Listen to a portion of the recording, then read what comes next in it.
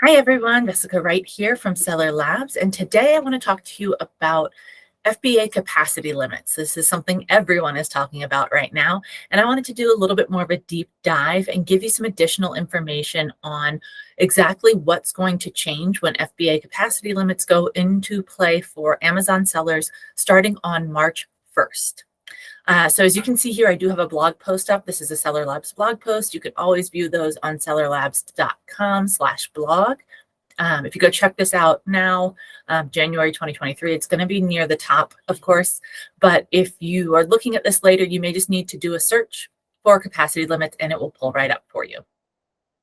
So Amazon released a lot of information all at once at capacity limits. I wanted to kind of just take you through step by step in our blog post here and highlight some of the key details for you and give you a little bit more insight onto exactly what it means. So I'm just going to scroll down here.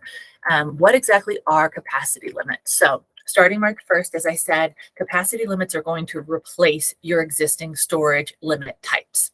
So this is just a new way for Amazon to allocate space for all FBA sellers. This is going to replace restock limits. It's also going to replace the historical storage limits. So those are the pre-COVID limits that a lot of sellers might be most used to.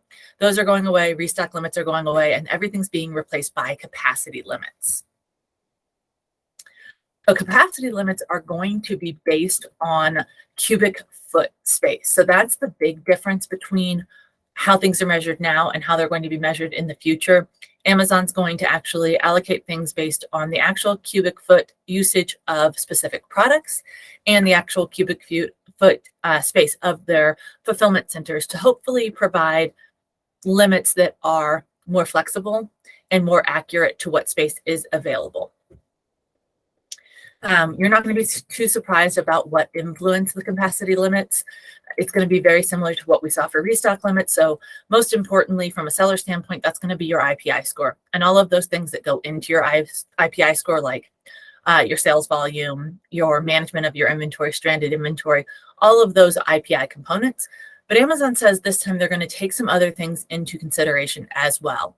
So they will be taking into consideration your historical sales volume. So they'll be looking at a wider range of time and taking into account seasonal and peak selling periods specific to your product, not just, oh, it's Q4, let's give everyone more.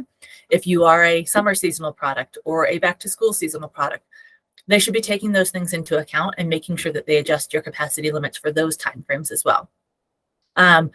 They did say that they'll be taking into account sales forecasts for ASINs. It's not clear if that's going to be just, again, based on historical selling, or sellers are going to be able to give sales forecasts to increase their limits. So we'll be looking for more information to come out on that. But as of now, I'm reading that just as they're going to be looking at historical volumes and making decisions based on that. They will also take into account any deals that you have scheduled. So if you're doing a lightning deal or a deal of the day, something like that, that will be taken into account and your limits will be increased in advance of those timelines so that you can get your inventory inbounded. Also, as I mentioned before, fulfillment center capacity, they're going to be looking at that, and they are going to be holding back some space so that they have that flexibility to make changes for sellers that need it. And then as well, shipment lead times. And I think that's going to be both your lead times for what you typically take to prepare your shipments once you create it, but also Amazon's lead times for what it takes them to receive those shipments once they are at the fulfillment centers. As we all know, sometimes in peak season that can take up to 5 weeks, which can be very frustrating for your inventory planning if you don't know what to expect for that. And so Amazon should be accounting for that and making sure that limits fall in line with allowing for that 5-week period as well. But then the selling limits or the capacity limits are going to be dependent upon your selling account type as well. So individual sellers across the board, 15 cubic feet, that's all you're going to get. That does not change depending on any factors within your account. That's just going to be the default limit for individual selling accounts. For professional selling accounts, your limits will be dependent upon the age of the account. So if you're a new seller, which Amazon is now categorizing as anyone who has been selling for 39 weeks or less, you won't have capacity limits. You're going to be given some time to ease into things and figure out your sales volumes and how things move and you'll be able to bring in stock to figure that out. A couple things to pay attention to. We're going to talk about fees later on. You don't want to get into a situation in your first couple of weeks that will hurt you later on, because there are fees for having too much stock on hand when capacity limits do go into place. So it's always just a good idea in general to make sure that you're managing your FBA inventory to about a 90-day turn. You want to be 90 days or less. If you carry too little, of course, you risk running out. So 60 to 90 days is kind of that sweet spot. But as you're getting started, try to plan for not having more than 90 days on hand, and that can help you down the line once you get over that 39 weeks and go into capacity limits to make sure that you're not running into any trouble. And then finally, professional selling accounts that have been established. That's probably most of you. Your limits will be based on all of the things I described above, and they will be specific to your account and your specific products and selling history. So as I mentioned, I'm going to scroll down here. The new system does impose fees. There are new fees. Theoretically, you really shouldn't have to worry about these fees. So if this system works the way that it's meant to, everyone is going to have the storage limits that they need. And if you're selling within your needs, you're not selling slower than anticipated, you're bringing in the right amounts to stay within your limits, then you should not be subject to either of these new fees, the overage fees or the reservation fees. However, if you're launching new products, you may need to ask for more space. That's where the reservation fees are going to come into play. You can bid on additional space and let Amazon know, I'm launching a couple new products. I need some new space to try those out. And then you can go to the Capacity Manager tool, which I'll show you shortly, and you can actually bid on more space there. The backlash for that is if you bid for more space, you bring in the products and you don't actually sell those products, then you're going to be subject to those overage fees. We do have a link here in the blog to the overage fees page that'll explain that all in detail. But essentially, if you have one set of capacity limits for this month, next month you go into a new set of capacity fees or capacity limits, and you don't have the right inventory on hand. You overstocked last month, your limits were reduced, and now you have overages, then you will be subject to fees for that extra space that you're using that wasn't allocated for you. And I know it seems like something that shouldn't happen. If you know what your limits are, how could you be over? But limits will change from month to month, and you will be alerted in advance of what those limits will be. So it is possible that you have more this month than next month. And as a result, if you don't make sure that you sell through the way that you should this month, you could run into those fees next month. As I mentioned, we'll pop over to the Capacity Manager in a minute. This is a screenshot of what the help page for the Capacity Manager looks like, and that's going to walk through you a ton of different questions on that. We'll pop over to that in a minute as well. So let's talk about the benefits for sellers, and then we'll get into the concerns before I actually show you how to use this tool. So Amazon is touting 4 benefits for this new program. They're saying that the storage manager will promise sellers access to greater capacity volume. So that's something that has not been available with restock limits. There's been no set way to go about requesting more limits, even if you have legitimate reasons like you're launching new products or you're going into your season. There's been no direct path to do that. There has been an email address that could be used in the past that sometimes worked, sometimes didn't. Sometimes you could open a case. Even the Capacity Manager that we're going to take a look at today, that has been around for quite some time, and some sellers have been able to use that in a beta program. In my experience, I was never able to utilize it. I could access it, but it never gave me the option to actually request any increases through the tool. So I don't know, who was able to beta it and if they liked it or hated it or what kind of feedback they have. But if anybody watching was one of those beta testers and has some real-time feedback for us, we'd love to hear it. The next benefit that Amazon is touting for these changes is that the estimated capacity limits are going to help streamline inventory management for sellers because they're going to give you information 3 months in advance. And we'll talk about that a little bit more in a minute. But basically, Amazon's going to tell you what your limits are definitely for the next month. And then it's going to give you some estimates for the following 2 months as well to make it a little bit easier to plan. Also, number 3 here, you're gonna have a single month-long capacity limit. So unlike restock limits, which would change sometimes weekly, based on your IPI score and other factors, you know starting March 1st that this is your limit through the end of March, and you can plan for that. And you'll also know what your February or your April limits are going to be before you get into April, so you can make sure that you're managing things properly in March to get to that number that you're going to be working with in April for the entire month of April.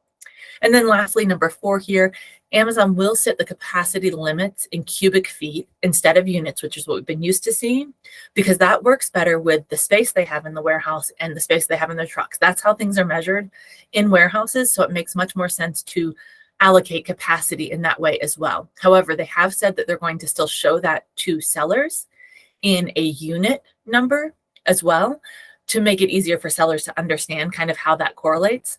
But they'll be making all of their decisions based on cubic feet, which should allow for much more accuracy than we've had in the past with restock limits.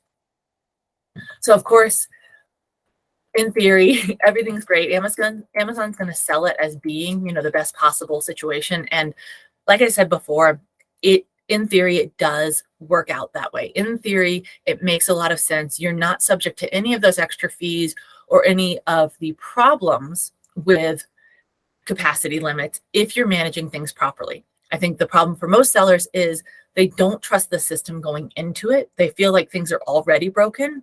And so unless there's some major change to how space is allocated going into the launch of capacity limits, then most sellers feel like they're going to be in the same situation they are now, where they don't have the limits that they need to be able to make the sales that they want.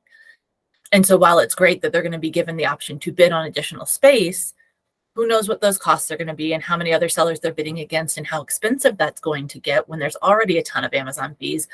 But also, if they don't utilize the space properly after they bid on it, then they're at risk of paying overage fees. So unless we go into this with everything being 100% and everyone having exactly what they need for space, sellers are definitely concerned that we're just going to continue to see those same problems we've been seeing. And now we're going to see them with additional fees. So that's point number 1 here.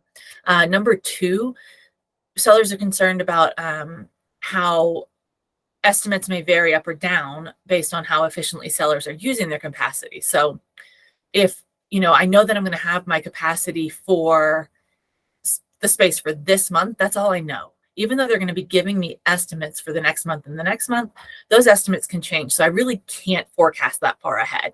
And for a busy selling season, when I know I'm coming into season, whether that is, again, Q4 or summer or whatever it may be, that's tough if I can't forecast beyond a month accurately. And then the actual fees that are involved, the reservation fees, the overage fees, we do have those overage fees. We know what those are going to be, but the reservation fees are a bid by bid basis. So you don't know what you're going to be paying or what you may have to come out of pocket with to get extra space, because it's all going to depend on, at the time, how many sellers are bidding, how much extra space there is for Amazon to even try to allocate. So it's hard to understand what the impact to your business might be if you're going to try to get extra space so that you can sell adequately. And so I think those are all fair concerns, and we just will have to wait to see how things roll out. So now I want to just jump over to the capacity limits page here.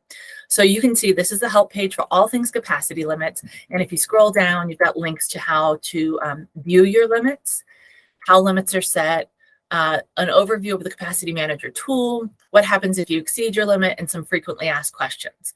So one thing that I did want to share is that Amazon has said that by February 15th, everyone will know what their limits are going to be for March, and that will be how things move going forward. The 3rd week of the month is when they will announce limits for the next month, and those limits will be set in stone. Whatever they announce in February for March, you will have for the entirety of March.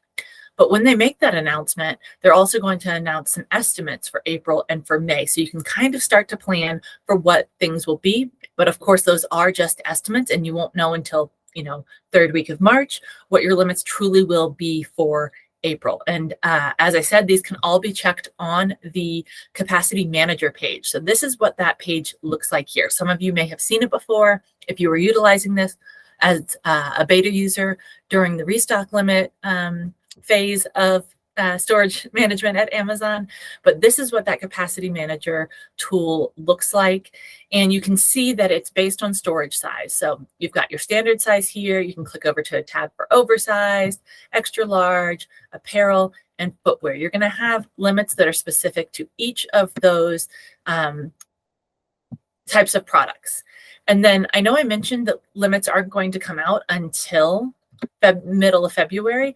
You can see for some of the accounts here, like this one, limits are already starting to populate. So I definitely encourage everyone to go check out the tool, start getting familiar with it, because you may get a surprise and you may see right now that you can have an idea of what your limits are going to be for next month. So for this particular seller, March, they're going to have 147.41 cubic feet of space to stock their products. And then you can also see that there's an estimate for April that's going to go down slightly. So they need to be aware that as they're selling in March, whatever they bring in, they need to be selling through a little bit more quickly than they're bringing it in, so that they end March and go into April with slightly less square footage utilized.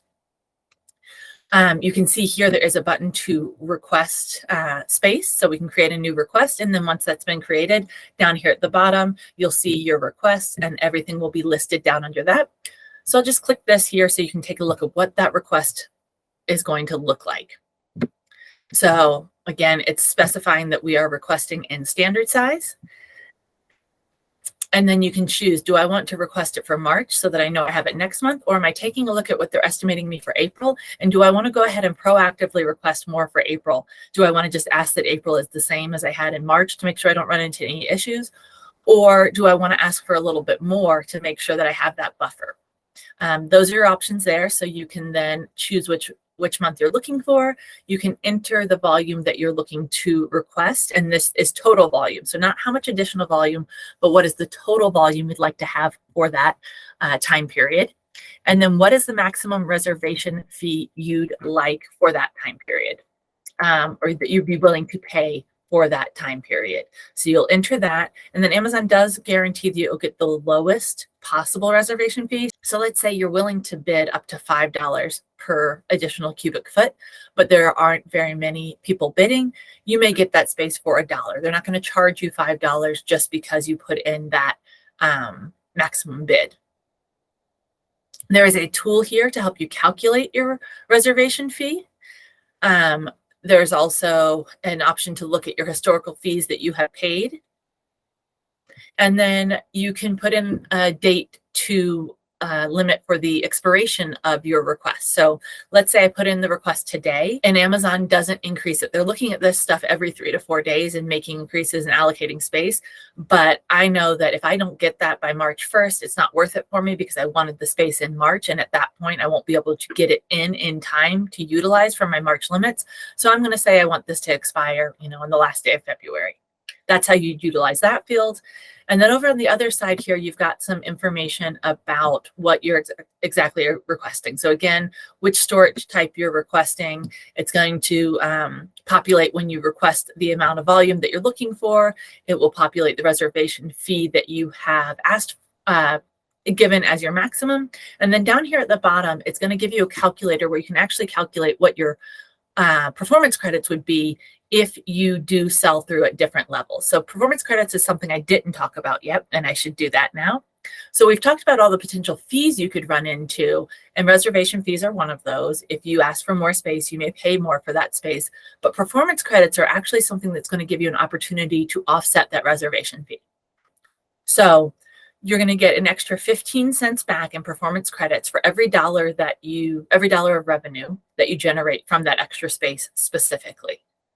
And what the intention of that performance credit is to give you a chance to offset your reservation fee by utilizing your space properly. So if I request extra space and I use all of that extra space well, and I sell through all of that product, then this performance credit is going to make it so that I get money back and essentially zero out what I paid for that extra space. It's great for the seller, it's great for Amazon, and then Amazon has better information to plan for the next month to go ahead and give me that space I need up front so that I don't have to go through and bid for it. I've already proven that I can manage that much space and I can utilize it properly, so they're just going to give it to me. So then the next month, if I want even more space, I will have to go through this process to bid on it again. But to get the exact amount of space I utilized properly the month before, I'm just going to get that as my standard capacity limits.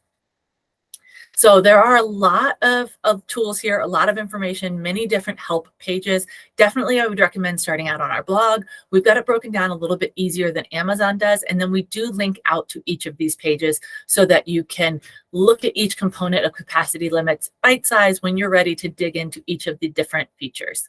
As always, we'd love to hear your feedback. We'd love to hear your experience using this if you did beta, or your questions about using it moving forward. And then we'd love to hear, especially if you're already seeing the limits populate, and how you think that will work for you. Does it look like March limits are making sense, or does it look like you're going to have to be requesting space to be able to continue operating at the capacity you have been? We'd love that feedback. It's going to help us to continue to talk with sellers and create this content that helps you get ahead and helps you make good decisions in your business. So please definitely comment below, connect with us on LinkedIn, reach out to us through our Seller Labs page. We'd love to hear from you.